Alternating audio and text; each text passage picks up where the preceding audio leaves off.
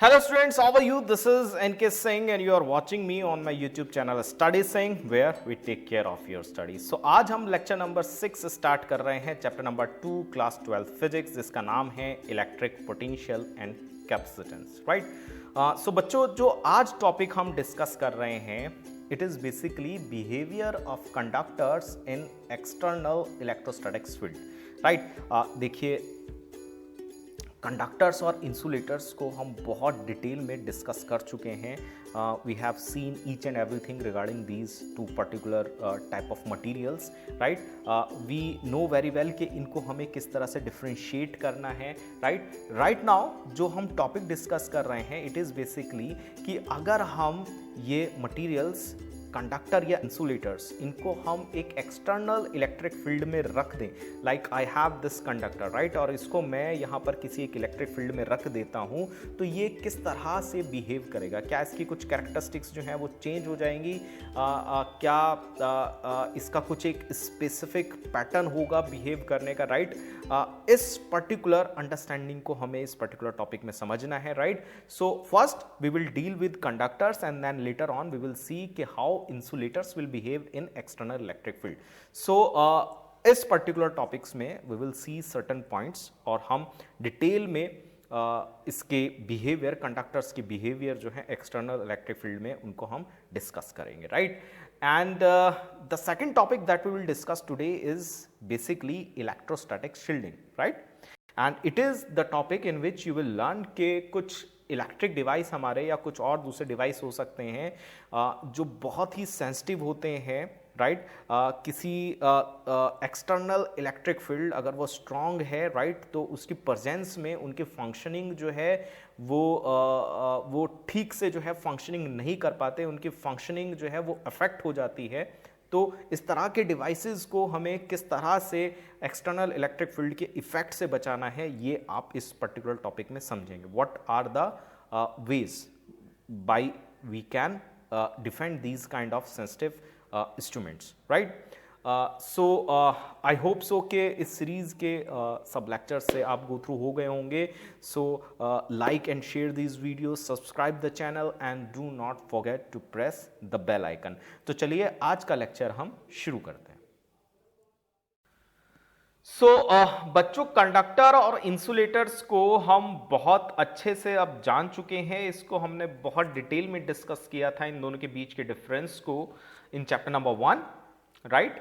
और जो सबसे मेन डिफरेंस कंडक्टर और इंसुलेटर्स के बीच में था वो है कि वो सब मटेरियल्स जो हैं उन्हें हम इलेक्ट्रिक कंडक्टर्स कहते हैं, जिनके पास रूम टेम्परेचर में अच्छे खासे फ्री इलेक्ट्रॉन्स होते हैं, और जिनके पास नहीं होते उनको हम इंसुलेटर्स कहते हैं, right? Now what we are going to discuss कि अगर इन कंडक्टर्स और इंसुलेटर्स को हम एक एक्सटर्नल इलेक्ट्रिक फील्ड के बीच में रख दें, राइट, तो ये मटेरियल किस तरह से बिहेव करेंगे, राइट? क्या कुछ इस तरह की कैरेक्टरिस्टिक्स हैं राइट नाउ जो हमें समझने की जरूरत है? तो सबसे पहले हम आज जो है इस पर्टिकुलर लेक्चर में समझने वाले हैं कि अगर मैं एक कंडक्टर को एक इलेक्ट्रोस्टैटिक्स फील्ड के बीच में रख देता हूं तो वो किस तरह से बिहेव करेगा, राइट?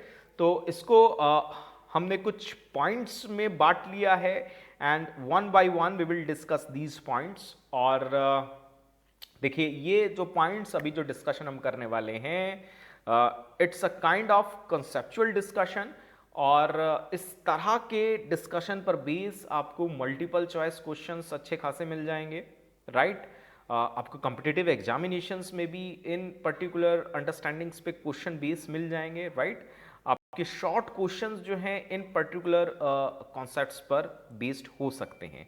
तो चलिए one by one, point by point, ठीक है, we will try to analyse the behaviour of conductors in the electrostatics field.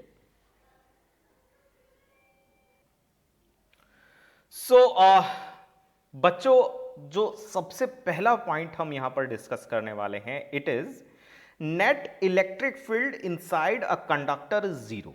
That means अगर हम एक कंडक्टर को किसी एक्सटर्नल इलेक्ट्रिक फील्ड के बीच में रख देते हैं तो कंडक्टर के अंदर inside the conductor electric field जो होती है वो जीरो होती है, राइट। देखिए इसको हम थोड़ा सा और डिटेल में समझते हैं। सो लेट अस सपोज कि एक एक्सटर्नल फील्ड हमने किसी स्पेस में जो है वहां पर डेवलप की हुई है, और ये electric field lines yellow line से आपको दिख रही हैं, राइट। और इसके बीच में मैंने एक ये कंडक्टर का जो एक ब्लॉक, लेट अस से कि क्यूब जो है, मैंने इस इलेक्ट्रिक फील्ड के बीच में रखा हुआ है। So it is a two dimensional view, it is a front view of that particular block, right? According to the properties of electric field, we know that के electric field lines जो हैं positive charge से start होती हैं, positive terminal से start होती हैं और नेगेटिव टर्मिनल की तरफ एंड होती हैं। Electric field lines always emerge from the positive charge and terminate at negative charge, right. देखिए जब हम एक कंडक्टर किसी इलेक्ट्रोस्टैटिक्स फील्ड के बीच में रख देते हैं, सो जो कंडक्टर होते हैं, राइट, जैसे मैंने अभी डिस्कस किया था कि कंडक्टर्स के पास अच्छे खासे फ्री इलेक्ट्रॉन्स होते हैं, and free electrons, you know how the free electrons will generate. Electrons are the negative charge particle, और जब ये नेगेटिव चार्ज पार्टिकल किसी एक्सटर्नल इलेक्ट्रिक फील्ड के बीच में होते हैं, राइट, सो उन पर एक इलेक्ट्रोस्टैटिक फोर्स लगता है, राइट। और क्योंकि नेगेटिव चार्ज पार्टिकल हैं तो इन पर जो फोर्स लगेगा उसकी डायरेक्शन जो होगी वो जो आपकी एक्सटर्नल इलेक्ट्रिक फील्ड है उसके जस्ट अपोजिट होगी, right. So let us say कि this is the external electric field, right, और इसकी डायरेक्शन आप देख पा रहे हैं, it is from the left to right, right. तो ये जो ग्रीन कलर से मैंने आपको दिखाया, this is a conducting material. तो इसके अंदर जो फ्री इलेक्ट्रॉन्स होंगे उस पर जो फोर्स लगेगा उसकी डायरेक्शन इसके जस्ट अपोजिट होगी, that means from right to left. और उस फोर्स की वजह से बेसिकली क्या होना है कि इस मटेरियल का जो एक साइड है, इस मटेरियल की जो एक साइड है, और वो कौन सी साइड होगी, basically from the left hand side, वो ज्यादा नेगेटिवली चार्ज हो जाएगी with respect to right side. और उसकी वजह कि ये इलेक्ट्रॉन्स जो हैं due to the external electric field वो लेफ्ट हैंड साइड की तरफ चले जाएंगे due to the applied electric force, right.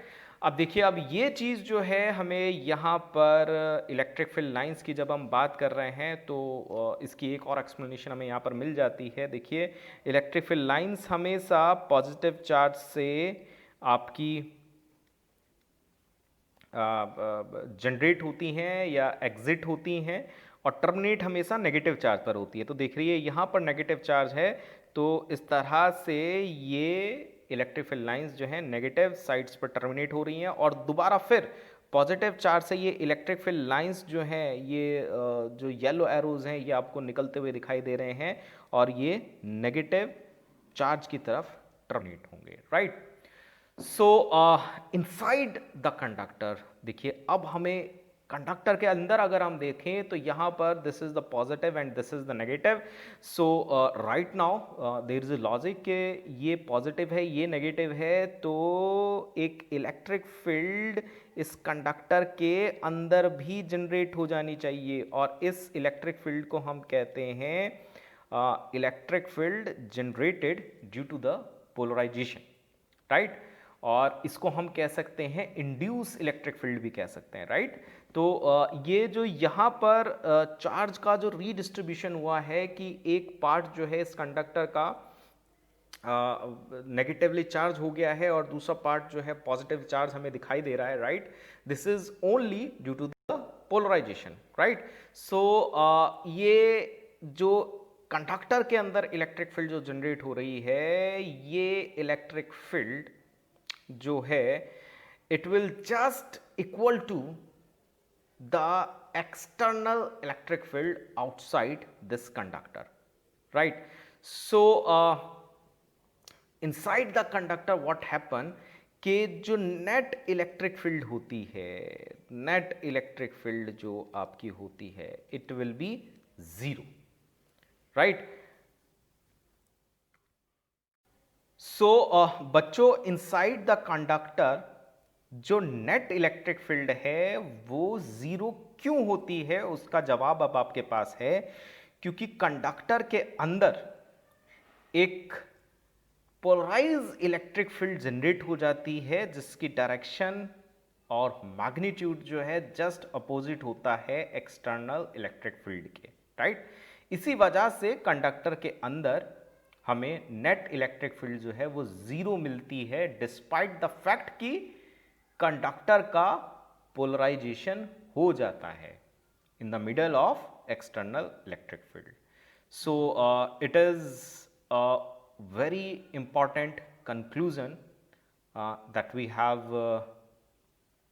discussed in this particular point, और बहुत सारे conceptual discussion में ये particular point जो है आपके काम आएगा। बच्चों, ये पॉइंट नंबर 2 है जो हम डिस्कस कर रहे हैं, and it is again a very interesting point. And according to this, the net charge in the interior of any conductor is zero, or you can say that all the charge reside on the surface of conductor. चलिए इसको हम समझने की कोशिश करते हैं। let us say कि मेरे पास एक solid sphere है किसी एक particular matter का, जो obviously conductor है, right? और लेट अस सपोज कि किसी तरह से मैं उसके सेंटर पर कुछ इलेक्ट्रॉन्स जो है उनको इंजेक्ट कर देता हूं, उसके सेंटर पर कुछ इलेक्ट्रॉन्स जो है मैं ले जाकर छोड़ देता हूं, राइट। अब वी नो वेरी वेल कि इलेक्ट्रॉन्स जो हैं ये नेगेटिवली चार्ज आपके पार्टिकल्स हैं, और सेम पोलैरिटी के चार्जेस के बीच में एक फोर्स ऑफ रिपल्शन काम करता है, और उस फोर्स की वजह से व्हाट विल हैपन कि ये सारे के सारे इलेक्ट्रॉन जो हैं एक दूसरे से दूर भागना शुरू करेंगे, ठीक है।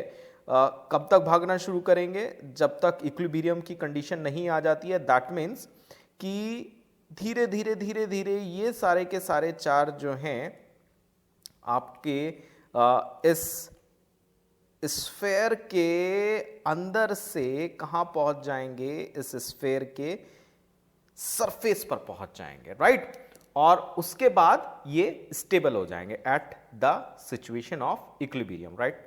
जब इन हर एक इलेक्ट्रॉन पे लगने वाला नेट फोर्स जो है वो जीरो हो जाएगा, राइट। देखिए यहां पर हमने क्या देखा कि इस स्फेयर के अंदर अब कुछ भी अमाउंट ऑफ चार्ज नहीं है, जितना भी चार्ज है वो सारा का सारा सरफेस पे आ चुका है। अगर मैं अब इसमें कुछ और चार्ज इंजेक्ट कर दूं अंदर, तो वो भी फिर अपने आप को क्या करेगा, वो सारे के सारे चार्ज एक दूसरे से दूर जाना शुरू करेंगे, और इसी तरह से वो चार्जेस भी जो है वो सरफेस पर आ जाएंगे। दैट मीन्स इनसाइड और interior of any conductor we do not find charge, क्योंकि वो सारा का सारा चार्ज जो है वो सरफेस पर आ जाएगा, राइट। देखिए अभी इसको हमने डिस्कस किया by the point of view of electron which is negative charge. चलिए अगर हम इसको पॉजिटिव चार्ज के लिए भी सेम इवेंट को अगर हम अप्लाई करें, तो अगर हमने यहाँ पर पॉजिटिव चार्ज किसी तरह से इसके सेंटर पर एंटर किया है, it is a solid metallic surface और सॉलिड मेटालिक स्फीयर, तो पॉजिटिव चार्ज भी सारे के सारे एक दूसरे को रिपेल करेंगे, और एक दूसरे से रिपेल होते हुए एट द एंड वो इस मेटल सरफेस या स्फीयर के सरफेस पर पहुंच जाएंगे और वहां रिसाइड करेंगे, वो वहां पर रहेंगे। दैट मीन्स कि इस मेटल सरफेस के अंदर कोई भी चार्ज आपको नहीं मिलेगा, राइट।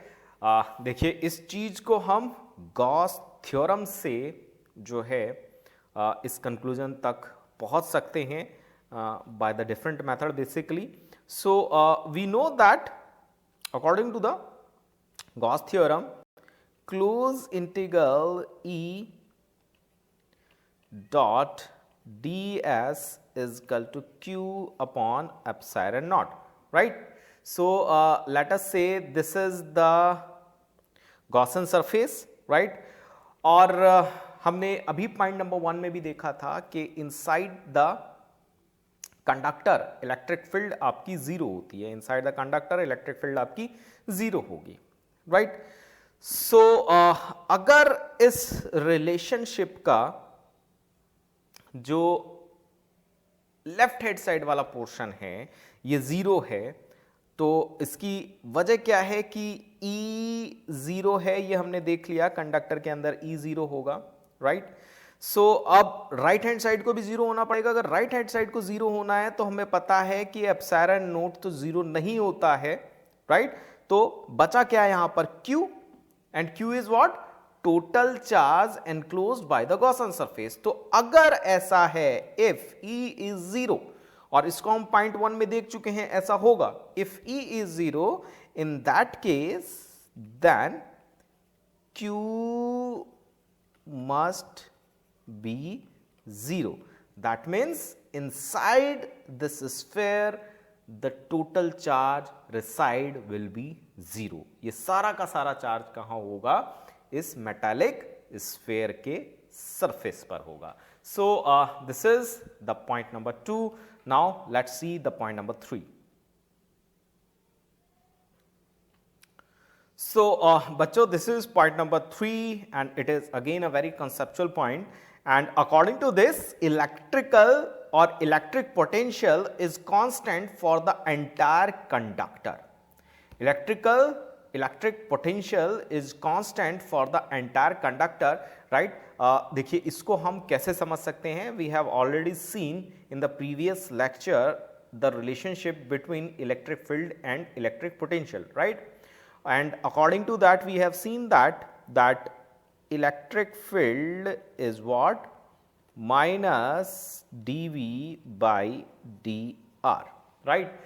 So इसको मैं इस तरह से भी लिख सकता हूं, dV is equal to minus E dr, right?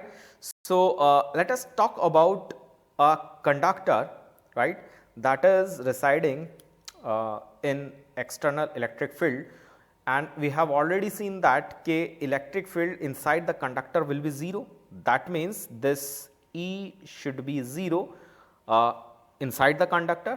अगर ऐसा है then we have dV is equal to zero, then we have dV is equal to zero because E is equal to zero inside the conductor, inside the conductor. So बच्चों, what is this dV? dV is basically del V. dV is basically del V. That means difference between potential, right? Or this difference between potential is basically the potential difference, right? So potential difference is zero inside the conductor, and not only in inside the conductor but also on the surface of conductor. तो अगर ये potential difference zero है तो इसका simple सा मतलब है कि कंडक्टर के अंदर और उसके सरफेस पर हर एक पॉइंट पर पोटेंशियल जो है वो सेम होगा, राइट? चलिए इसको थोड़ा सा और मैं डिटेल में आपको समझाने की कोशिश करता हूं. Late us say that this is my solid metallic sphere, right? And we are saying that कि dV is equal to 0. So let us say we have this one point and we have this one point and we have this one point. ठीक है, तो इस तरह से हमारे पास अलग अलग पॉइंट हैं और मैं ये कह रहा हूँ कि इन दोनों, let us say कि this is point number 1, this is point number 2, right?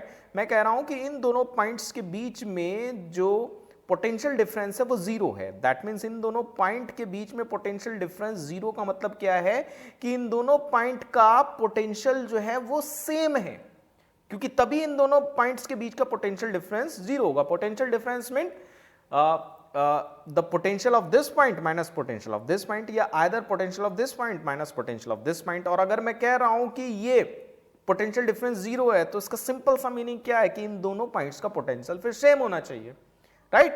So this is the conclusion that कि electrical potential is constant for the entire conductor, right?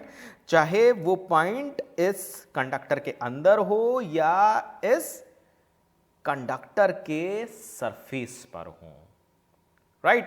सो इस तरह के सरफेसेस, देखिए यहां पर एक टेक्निकल टर्म हम यूज करने वाले हैं। सो इस तरह के सरफेसेस जहां पर हर एक पॉइंट का पोटेंशियल सेम हो, हर एक पॉइंट का पोटेंशियल जो हो वो सेम हो, इस तरह के सरफेसेस को हम कहते हैं equipotential surface. Equipotential surfaces, right. इस इक्विपोटेंशियल सरफेस की कुछ characteristics due to the different charge configuration, किस तरह के इक्विपोटेंशियल सरफेसेस हो सकते हैं, we will discuss that in detail. So this is point number 3। So बच्चों ये है point number 4 and it says that surface charge distribution is different at different points, right. चलिए इस पर्टिकुलर लाइन को समझने के लिए, इस पॉइंट को हम समझने के लिए एक ऑब्जेक्ट हम ले रहे हैं, right, and it is a conical shape 3D object. एक सॉलिड आपके पास एक कॉनिकल ऑब्जेक्ट है लाइक दिस लेट अस से, राइट। इस तरह का एक सॉलिड हमारे पास कोई एक मेटालिक एक ऑब्जेक्ट है, राइट। और इसको अब अगर मैं कुछ चार्ज प्रोवाइड करूं, लेट अस से कि मैंने इसको कुछ इलेक्ट्रॉन्स जो है सप्लाई किए, राइट, तो वो सारे के सारे इलेक्ट्रॉन जो है वो इसके सरफेस पे रहेंगे। I know that, we have already discuss that कि जितना भी चार्ज आप किसी कंडक्टर को देंगे वो सारा उसके सरफेस पर ही रहता है, कंडक्टर के अंदर हमें कोई चार्ज नहीं मिलता, right. Now the thing is that, the question is that क्या इसकी हर एक लोकेशन पर, let us say this is location A, this is location B, this is location C, क्या इन तीनों लोकेशन पर जो amount of charge per unit area है क्या वो सेम रहेगा या अलग अलग होगा, राइट। इस चार्ज पर यूनिट एरिया को ही हम सरफेस चार्ज डेंसिटी के नाम से जानते हैं, ठीक। और इसको हम रिप्रेजेंट करते हैं by sigma. So sigma is basically what, surface charge density, right. और ये किसके बराबर होगा, टोटल चार्ज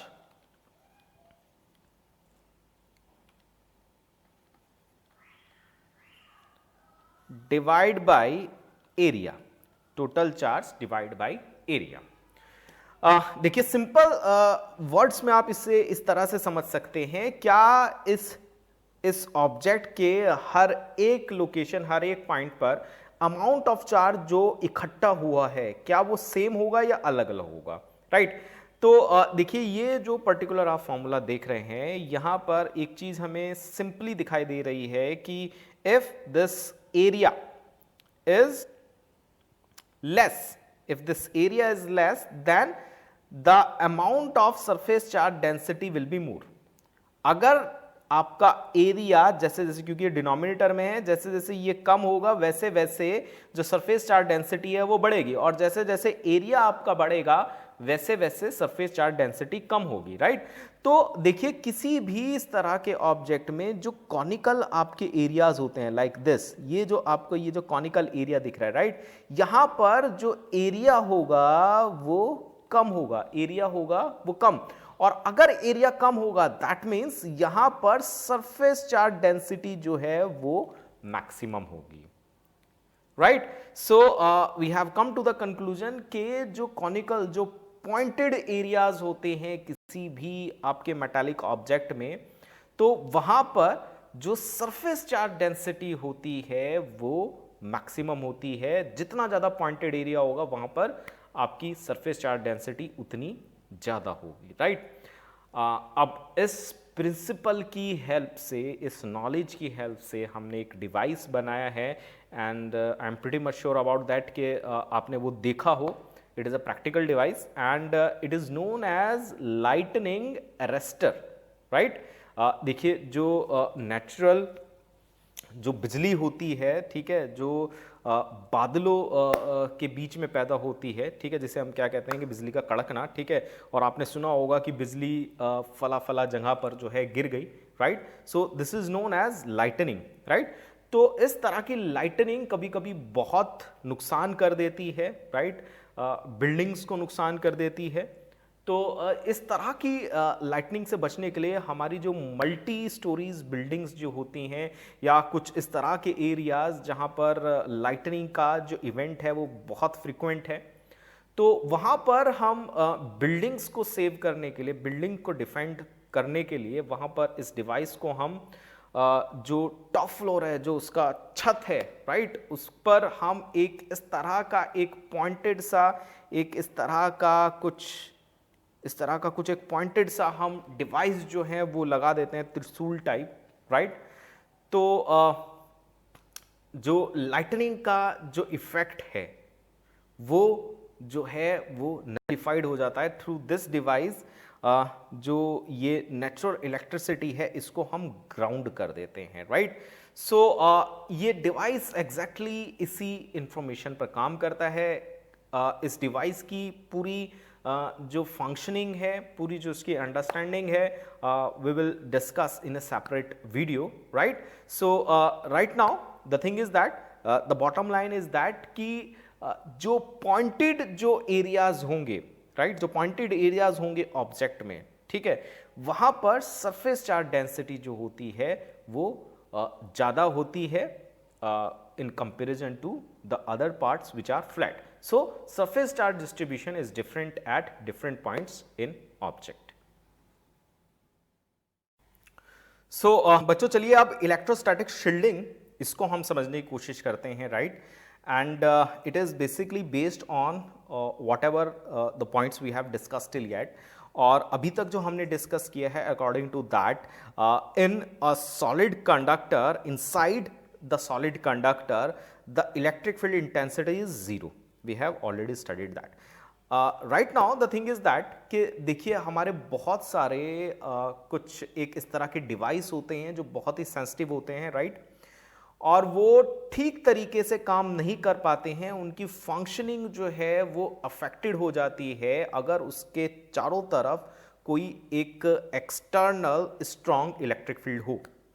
दैट मीन्स कि in the presence of an external strong electric field ये डिवाइसेस जो हैं, ये सेंसिटिव डिवाइसेस जो हैं वो सही तरीके से काम नहीं कर पाते, जो उनका वो फंक्शन होता है, right.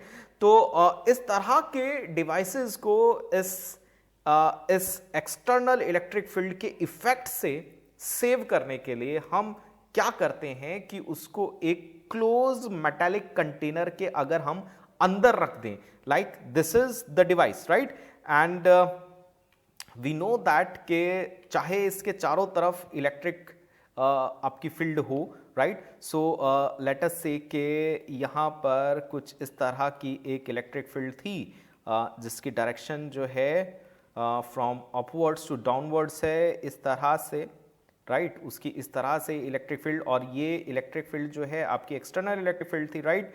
So as we have discuss earlier के ये जो आपका कंडक्टर है इसमें पोलराइजेशन हो जाएगा समथिंग लाइक दिस, राइट।